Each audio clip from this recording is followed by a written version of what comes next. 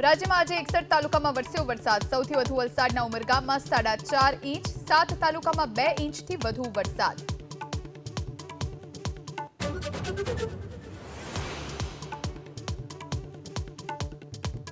ચાર ઇંચ વરસાદમાં વેરાવળમાં જળબંબાકાર। અનેક સોસાયટીમાં પાણી ભરાતા જેસીબીની લેવાઈ મદદ। શાળાના કમ્પાઉન્ડ પણ થયા પાણી।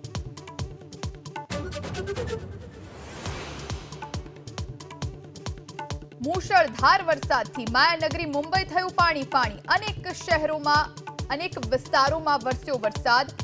વિદ્યાવિહાર રેલવે સ્ટેશન પર ટ્રેક પર જળભરાવ।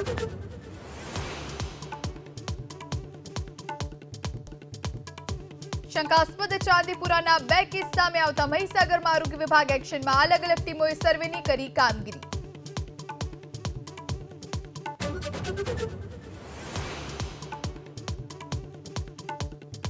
કાલથી સંસદ સત્રને લઈ દિલ્હીમાં સર્વદળીય બેઠક। જેડીયુ અને વાયએસઆરે વિશેષ રાજ્યનો મુદ્દો ઉઠાવ્યાનો કોંગ્રેસનો દાવો।